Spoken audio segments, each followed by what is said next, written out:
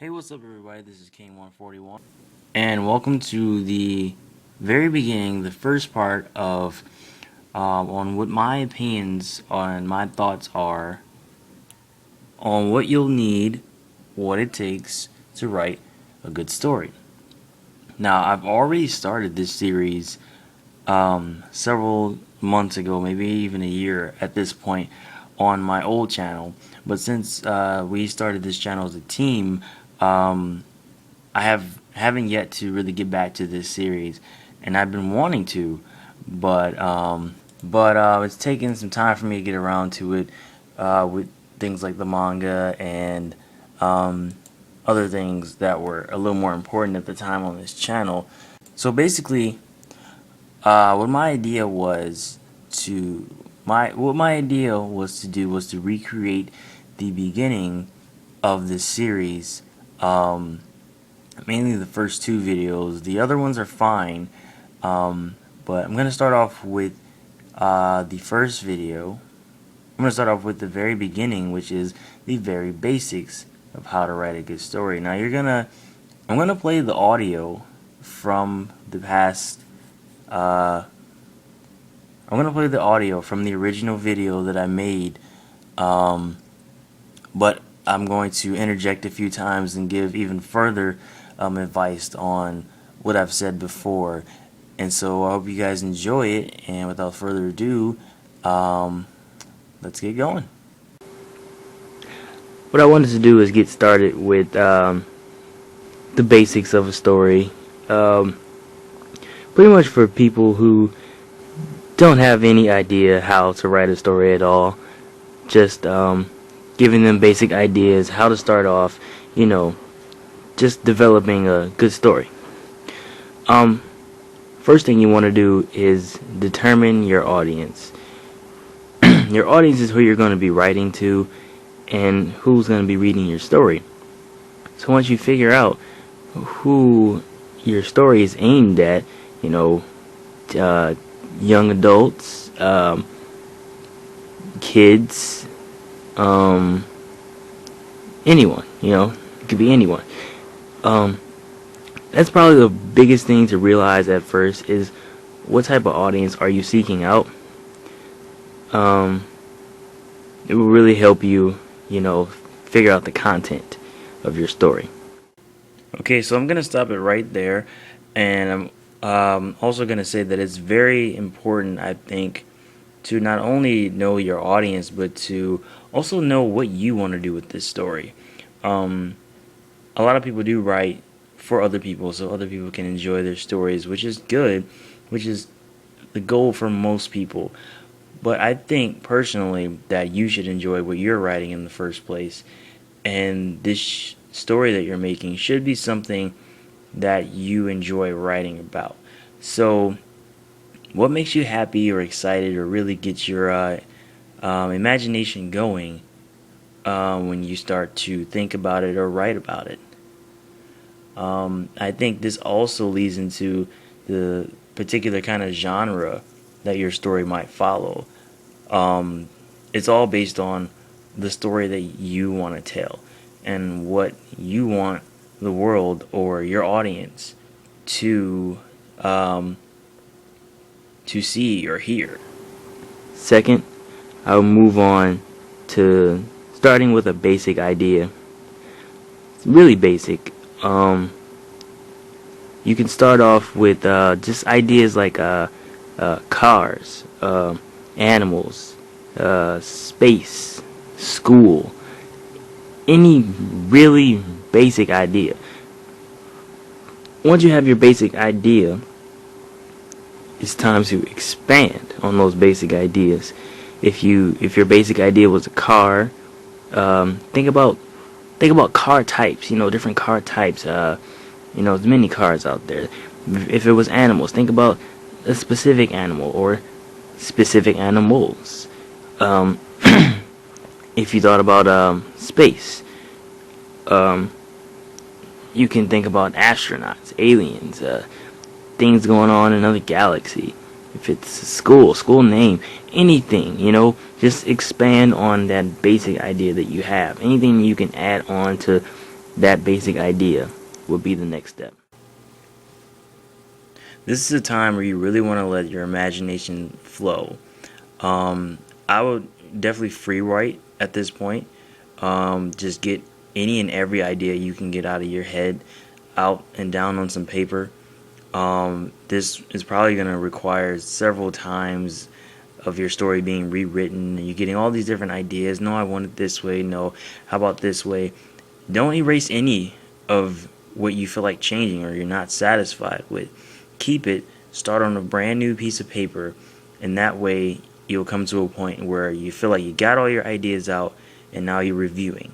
You're looking over everything you've written down, everything that you feel like you want to get out, and you're going to pretty much cut and paste what you want to keep, what you want to take out, and what overall makes you happy to write about.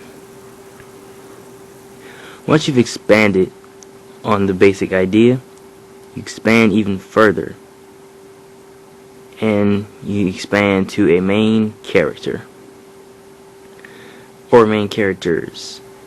Now, you don't have to start off with the appearance of the character, but sometimes it allows you to get a kind of like an understanding of who you're creating if you start with the appearance, But like I said, appearance doesn't have to be first, but you can. Now, once you have a main character, to think about creating a main character, you should think about how that character relates to the main idea. Now, like, how does he or she relate to your basic idea? Is he a driver? Is he or she a driver? Are they astronauts? Are they students? Just how do they relate to the idea that you thought of before? Then what you want to do is think about personality. Is the person funny? Are they athletic? Are they smart? Are they a bully? Many different type of character traits out there. Just pick one that you would like to write about. What's really important about this phase is making your main character likable. Your main character, this story that you're creating, is going to revolve all around your main character. It's going to be essentially about them. So that person has to be interesting.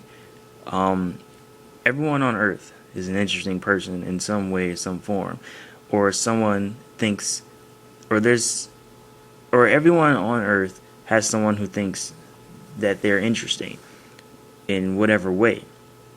So if you plan on showing this to other people and other people reading it, which I'm sure you do, that main character has to be likable. People have to want to see what's going to happen next to this character and maybe even get behind him and relate. These are a few things that I kind of go into more detail in later videos in this series.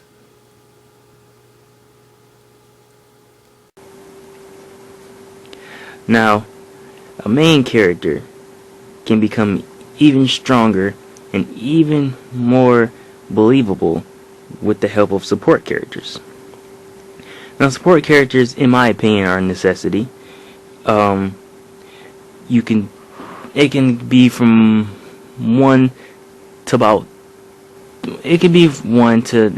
infinite number of people. I wouldn't make it bigger than maybe 5 for support characters. That probably would be pushing it, 5 characters. But you kind of start off with each character, one by one. If you're not trying to have this big giant story with several characters, then I would suggest you do 1 support character, maybe 2. You start off similar to the main character. How do they relate to the story? But a better question would be, how would they relate to the main character? Are they friends of the main character? Could be a brother, sister, teacher, neighbor. Next, I would think about how that support character interacts with the main character. Like when they're around the main character, is it good times? Are they laughing? Are they joking? Playing around? Are they crying? Are they sad? Or is there tension between these support characters? Normally, you wouldn't want to have tension between support characters. It's doable, but normally you wouldn't want to do that because, as the title states, support characters. So basically, after re-looking at this part of the video, I would say start with at least 2 support characters. Support characters are not the same as just any character you throw into the story. That can be endless, of course. You're going to have environmental characters, characters you just run by, and characters who make up the setting and overall appearance of the story. But your support characters are there, as I said, to support the main characters. Now, I think it's important to have at least 2 because I think you should have contrasting support characters. They should be different in their personalities and how they affect the main character differently. I think this is really important in not only character development, not only building characters. I think that this adds a bit of roundness to any character you create because it's going to be able to put them in more relatable situations where you don't always have the same kind of advice when you are looking for it. You get different kind of things from different kind of people, and you react to different kind of people in different kind of ways. So I think it's best to start with 2 for sure, so you can have them kind of contrast to the main character.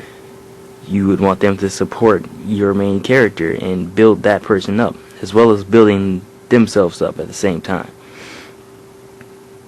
The names of either the main character or the support characters is not really important at first. I know sometimes it's difficult to think of names for characters. I definitely understand that from writing my own stories. Sometimes it takes a while before you think of names, Next, I would like to move on to the importance of character development. Lastly, I'd like to say that